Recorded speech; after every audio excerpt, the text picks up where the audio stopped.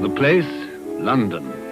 The time, 1843. The season, that of jollity, of festivity and charity, holly and berries and goodwill to all men, with perhaps one exception. And it is with this exception that we are concerned in our story. The exception is Ebenezer Scrooge.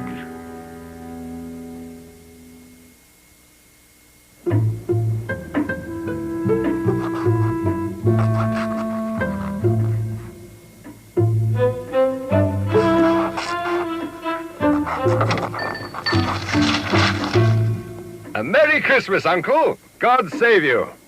Humbug. Christmas a humbug, Uncle? You don't mean that, I'm sure. Oh, but I do. Merry Christmas? What reason have you to be merry? You're poor enough. Well, come then, what reason have you to be morose? You're rich enough. Bah! Humbug. Don't be cross, Uncle. What else can I be? Out upon a Merry Christmas. If I could work my will, every idiot who goes about with Merry Christmas on his lips should be boiled in his own pudding and buried with a stake of holly through his heart. Uncle! Keep Christmas in your own way and let me keep it in mine. Don't be angry, Uncle. Come, dine with us tomorrow. Never. No, good afternoon. I'm sorry with all my heart to find you so resolute. But I'll keep my Christmas humor to the last. So, a Merry Christmas, Uncle, and a Happy New Year. Good afternoon. And a Merry Christmas, Mr. Cratchit. Merry Christmas, sir. Good afternoon. Scrooge and Marley's, I believe. Have I the pleasure of addressing Mr. Scrooge or Mr. Marley? Mr. Marley died 7 years ago this very night.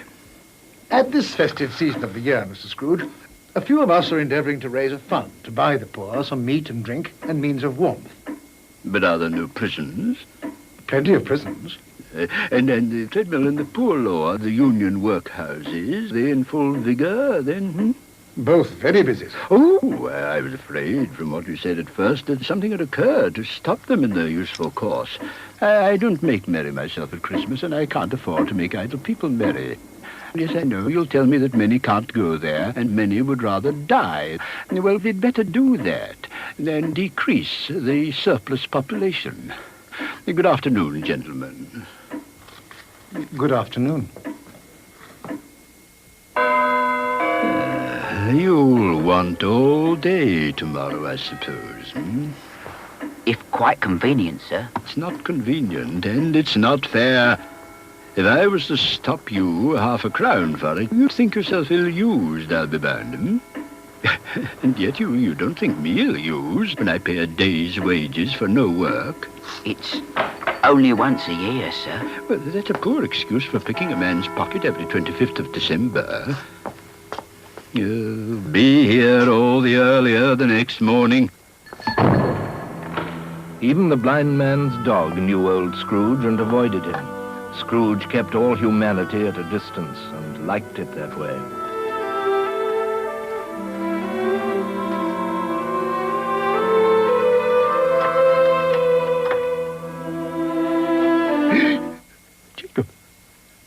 Jacob Marley.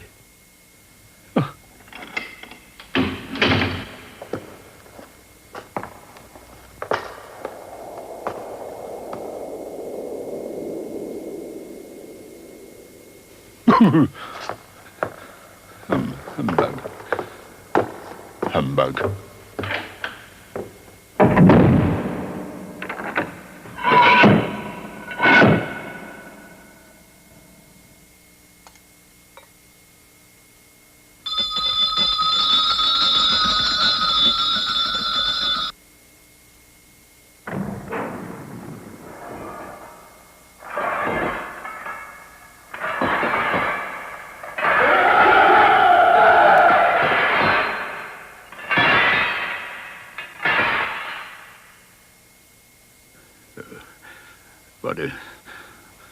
What do you want with me? March, you don't believe in me.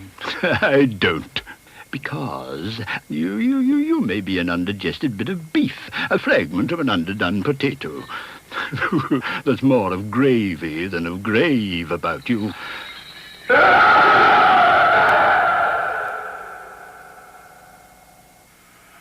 wear the chain I forged in life. I made it link by link and yard by yard. I girded it on of my own free will, and of my own free will I wore it. Now, you were always a good man of business, Jacob. Business! Mankind was my business. Why did I walk through crowds of fellow beings with my eyes turned down, and never raise them to that blessed star which led the wise men to a poor abode? Hear me. I will. I am here tonight to warn you that you have yet a chance of escaping my fate. Ebenezer, you will be haunted by 3 spirits. Expect the first tomorrow when the bell tolls 1. Expect the second on the next night at the same hour. The third upon the next night when the last stroke of 12 has ceased to vibrate. The air was filled with moaning phantoms. Their misery was plainly that they had lost the power to interfere for good in human matters.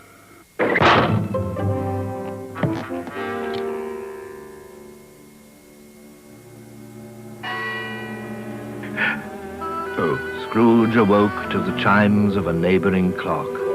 His room was flooded with light, and a hand opened the curtains of his bed. Are you the spirit, sir, whose coming was foretold to me? I am. Who and what are you? I am the ghost of Christmas past. Long past? No, your past. What brings you here? Your welfare. Rise and walk with me. Good heavens. I was a boy here. Your lip is trembling. What? And what is that upon your cheek? Nothing. Nothing? These are but shadows of the things that have been. They have no consciousness of us. The school is not quite deserted. A solitary child, neglected by his friends, is left there still. A poor boy. Let us see another Christmas. Do you know this place? Know it? I was apprenticed here. Oh, why, it's old Fezziwig. It's Fezziwig, alive again. Yo-ho, my boys. No more work tonight. Christmas Eve, Dick. Christmas, Ebenezer. Clear the way, my lads. Shut up, Ebenezer. Merry Christmas to you. Hilly-ho, my lad. He was very much attached to me.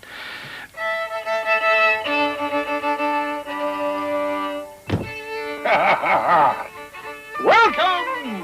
Welcome, everybody! Merry Christmas to you all!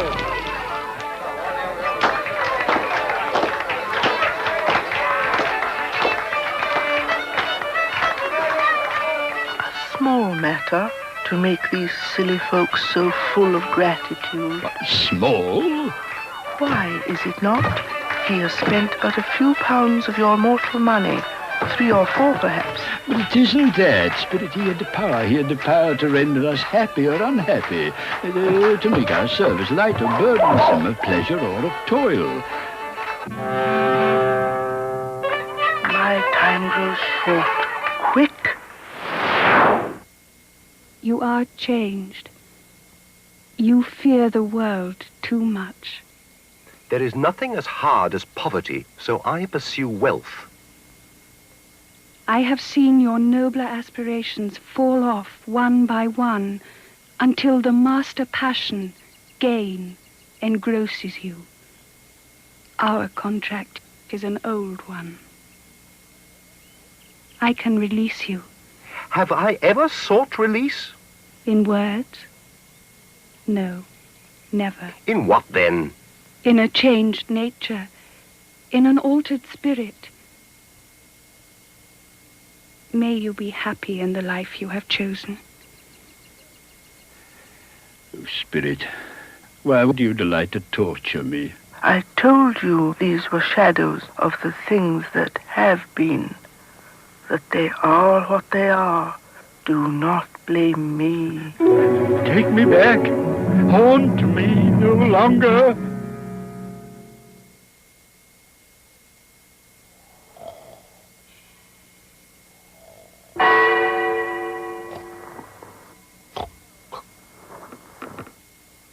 Enter, Ebenezer Scrooge. Come in and know me better, man. I am the ghost of Christmas present. You have never seen the like of me before. Spirit, conduct me where you will. If you have aught to teach me, well, let me profit by it. Touch my robe.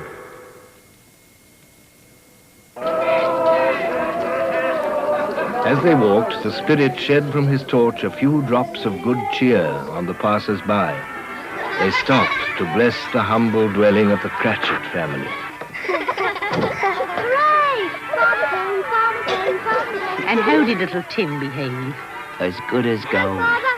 He told me coming home that he hoped the people saw him in the church because he was a cripple, and it might be pleasant to them to remember upon Christmas Day Come on, Timmy. who made lame beggars walk and blind men see. The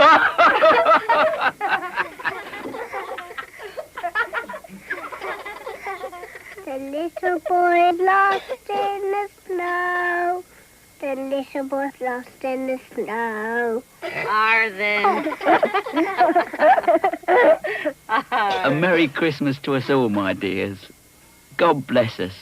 God bless us, everyone. God bless us. God blesses everyone. Spirit, tell me if Tiny Tim will live. I see a vacant seat in the poor chimney corner, and a crutch without an owner, carefully preserved. No. If these shadows remain unaltered by the future, the child will die. No. What then? If he be like to die, he had better do it. Don't. And decrease the surplus population. Oh, God. To hear the insect on the leaf pronouncing on the too much life among his hungry brothers in the dust. What place is this? A place where miners live, who labor in the bowels of the earth. But they know me. See? God rest ye merry gentlemen, let nothing you dismay. Remember Christ our Savior was born on Christmas Day to save us all from Satan, our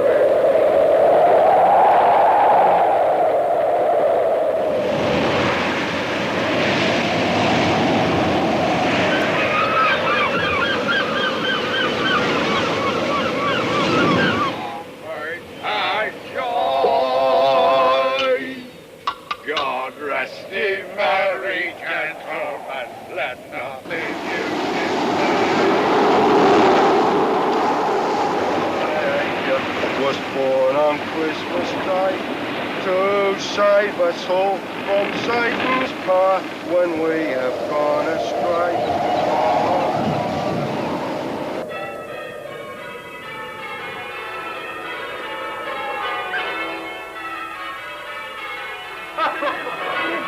Uncle Scrooge. He's given us plenty of merriment, I'm sure. And it would be ungrateful not to drink his health. And I say, Uncle Scrooge. Uncle Scrooge. A Merry Christmas and a Happy New Year to the old man, whatever he is. He wouldn't take it from me, but may he have it nevertheless. My life upon this globe is very brief. It ends tonight, at midnight. Forgive me, but I see something strange. Look here. Look, down here. Spirit? Are they yours? They are man's, and they cling to me. This boy is ignorance. This girl is want. Beware them both, but most of all, beware this boy. Have they no refuge? No resource? Are there no prisons? Are there no workhouses?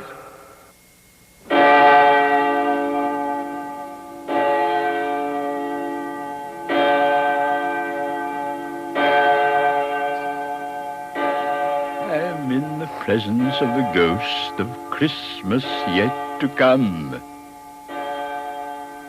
You are about to show me shadows of things that have not happened, but will happen in the time before us. Is that so, Spirit? Ghost of the future, I fear you more than any spectre I have seen. But as I know your purpose is to do me good, lead on, Spirit. Old Scratch has got his own at last, I hear. Why, what was the matter with him? God knows. It's likely to be a very cheap funeral. I don't mind going if a lunch is provided, but I must be fed.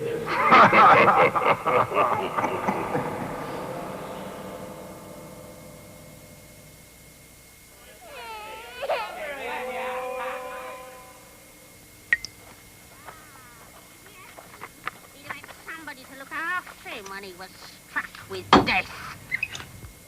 Come into the parlour. Come into the parlour. Come into the parlour. Come on. Open that bundle, old Joe. What have we got here, buddy? His blankets. Bed curtains. You don't mean to say you took 'em down, rings and all, with him lying there? Yes, I do. If he wanted to keep him after he was dead, why wasn't he natural in his lifetime? It's a judgment on him. Spirit, I see. Yet I do see. Oh, God, merciful heaven, what is this? Spirit, this is a fearful place. In leaving it, I'll not leave its lesson. Let us go. I understand you, and I would do it if I could, but I have not the power. Spirit, I have not the power. Let me see some tenderness connected with the death. My little child. My little child.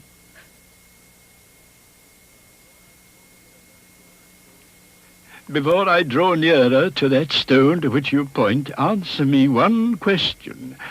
Are these the shadows of the things that will be, or are they shadows of the things that may be only? Am I the man who lay upon the bed? No, spirit. No, no, no. Spirit, I'm not the man I was. Good Spirit, assure me that I may yet change these shadows you have shown me by an altered life. I will not shut out the lessons that they teach.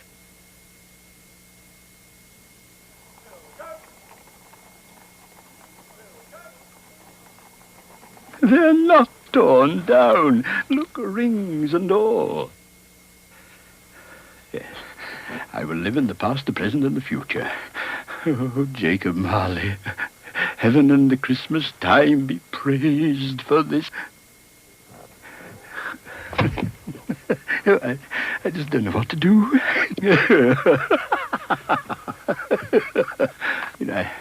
I don't know what day of the month it is. I don't know how long I've been among the spirits. I don't know anything.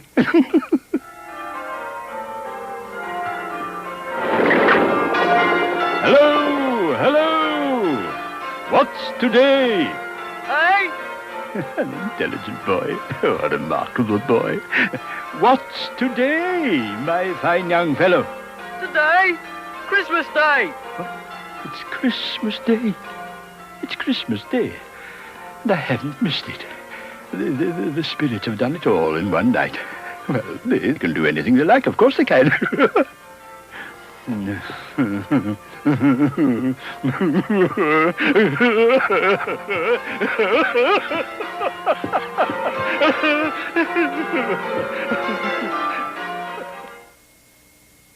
I scarcely ever looked at it before, but it's a wonderful knocker. I'll send it to Bob Cratchit. And he shan't know who sends it. my dear sir, how do you do? A Merry Christmas to you, sir. Mr. Scrooge? Yes. Well, allow me to ask your pardon. Will you come and see me? I will. I will. Oh, thank you. Oh, bless you. Is your master at home? Yes, sir. He's in the dining room along with Mistress. Thank you. I'll just go in myself. Fred. Well, bless my soul. Come in, Uncle. Come in, Uncle. Hello. And what do you mean by coming here at this time of day? I am very sorry, sir. It's only once a year, sir. It shall not be repeated. I was making rather merry yesterday, sir. Now, I'll tell you what, my friend. I am not going to stand for this sort of thing any longer. And therefore, I am about to raise your salary. A Merry Christmas, Bob. A Merry Christmas. I will raise your salary, Bob, and endeavor to assist your struggling family. And we'll discuss your affairs this very afternoon, Bob. Scrooge was better than his word. He did all he had promised and more. And to Tiny Tim, who did not die, he was a second father. It was said thereafter that Ebenezer Scrooge knew how to keep Christmas well, if any man alive possessed that knowledge.